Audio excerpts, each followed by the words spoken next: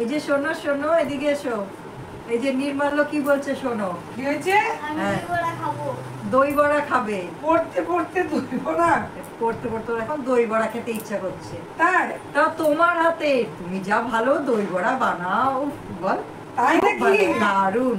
আচ্ছা, আমি তো দই পেতেই রেখেছি। হ্যাঁ, একটু বানাও বানাও বানাও। দই বড়া এখনই? এখনই খাবে। ঠিক আছে, এখনই বানিয়ে দিচ্ছি। হোটেল স্টাইল বানাতে হবে? Spicy spicy. 5 স্টার ফেল হয়ে যাবে তোমার দই বড়া। এখনই বানিয়ে নিয়ে আসছি দই বড়া। নমস্কার, ডেলি ফুড উইথ মি চ্যানেলে আপনাদের সকলকে স্বাগত জানাই। বিউলির ডালকে সারা রাত ভিজিয়ে সকালে পেস্ট করে নিলাম। ভালো করে ফেটিয়ে নিতে হবে এবং একটি পাত্রে অল্প জল নিয়ে এই বাটাগুলো উপর থেকে দিয়ে দেখতে হবে যে ভেসে উঠছে কি না। যদি ভেসে উঠে তখন জানবেন ভালো ফেটানো হয়েছে। এবার অল্প একটু জিরা অ্যাড করলাম, গোটা জিরা, এবং স্বাদ অনুযায়ী লবণ দিলাম, দিয়ে আবার ভালো করে ফেটিয়ে নিতে হবে। আমার এই ডাল বাটাটি ফেটানো হয়ে গেছে।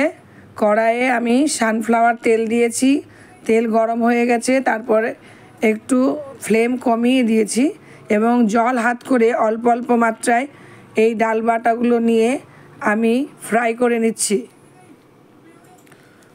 আস্তে আস্তে ফ্রাই করতে হবে গোল্ডেন কালার হওয়া পর্যন্ত।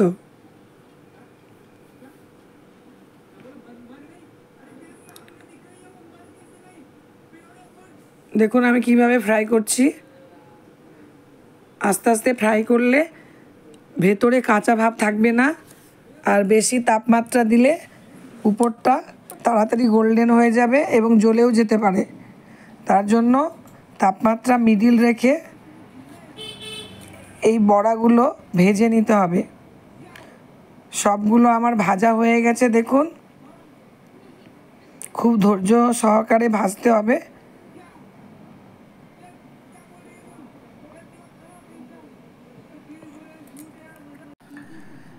একটি বড় বাউলে আমি স্বাদ অনুযায়ী লবণ আর চিনি দিলাম এবং তার ভেতরে আমি এই বড়া ফ্রাইগুলো দিয়ে দিলাম এবং ভিজিয়ে রেখে দেবো প্রায় 15-20 মিনিট।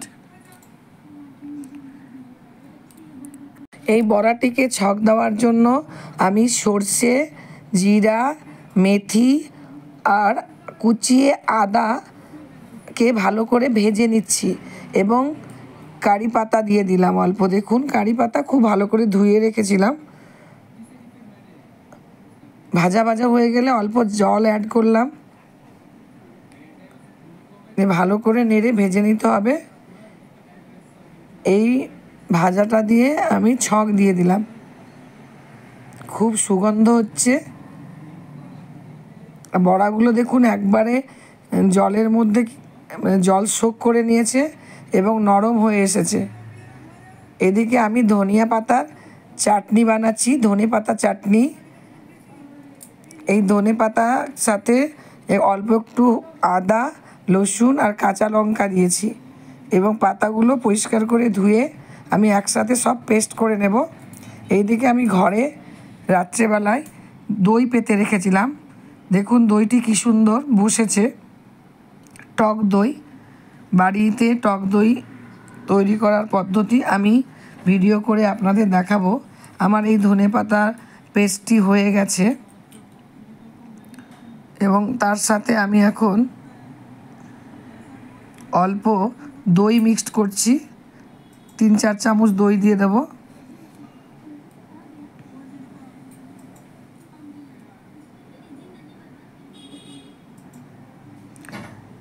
দইয়ের সাথে অল্প আমি চিনি দিলাম, অল্প লবণ দিলাম আর অল্প নারকেল বাটা দিলাম এবং তার সাথে চাট মশলা দিলাম একটু বেশি করে। দিয়ে খুব ভালো করে মিক্স করে নিতে হবে গ্রাইন্ডারে।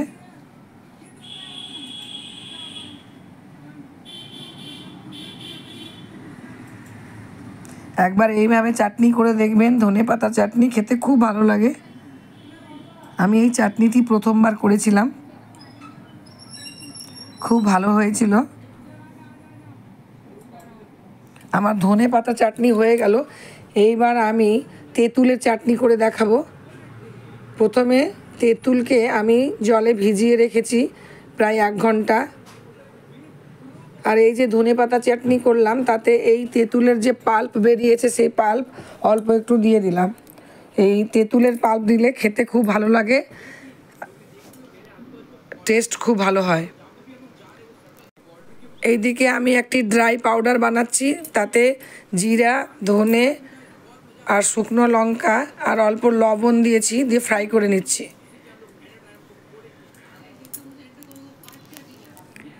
দিয়ে এই অল্প একটু ভাজা ভাজা হয়ে গেলে এই মশলাটিকে আমি পাউডার করে নেব। তো গুঁড়ো মশলা তৈরি আমার রেডি। এইদিকে আমি এই যে তেঁতুলের পাল্প দিয়ে আমি একটি চাটনি বানাবো। তার জন্য প্রথমে একটু বেশি করে চিনি আমি ভালো করে ভেজে নিচ্ছি। চিনি ভাজার সময় দেখুন চিনিতে আমি জল অ্যাড করিনি,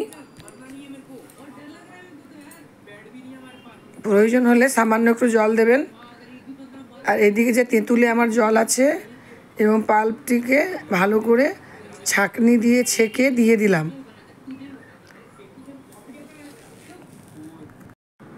তেঁতুলের পাল্পটিকে ছাঁকনি দিয়ে ছেঁকে ভালো করে বয়েল করে নিলাম। তাতে আমি লবণ স্বাদ অনুযায়ী দিলাম এবং চাট মশলা দিলাম, অল্প মাত্রায় চাট মশলা দেবেন। আর একটু বিট লবণ দিলাম আর গুড় অ্যাড করলাম আর শুকনো লঙ্কার গুঁড়ো দিলাম, দিয়ে ভালো করে পাক করে নিতে হবে। এবার আমার তেঁতুলের চাটনিটি রেডি। 2 রকম চাটনি আমি তৈরি করলাম। এইদিকে আমার দই বেশি ছিল, তার জন্য একটি পাত্রে আমি অল্প দই তুলে রাখলাম এবং তাতে আমি বরফের টুকরোগুলো দিয়ে দিলাম। দিয়ে ভালো করে একটু ঘেঁটে নিতে হবে যাতে বরফের টুকরোগুলো গলে যায়। এবং এই দইয়ের সাথে আমি চিনি অ্যাড করলাম, দিয়ে ভালো করে ঘেঁটে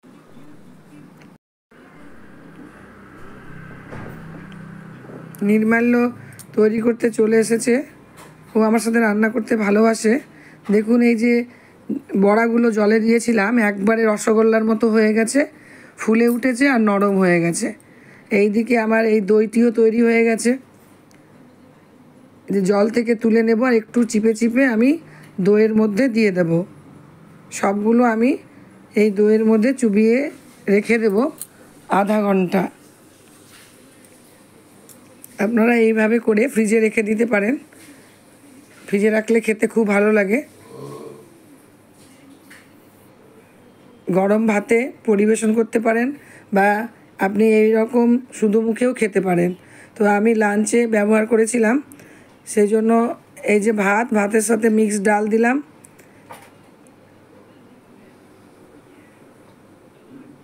এদিকে ডিমের কারি করেছিলাম দিলাম, আর এই দই বড়া।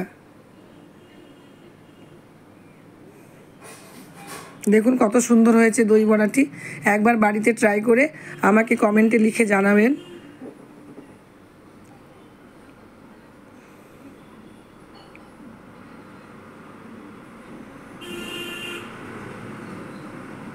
এই দই বড়াতে আমি যে 2 রকমের চাটনি তৈরি করলাম এবং গুঁড়ো মশলাটি তৈরি করলাম সেগুলো অ্যাড করছি।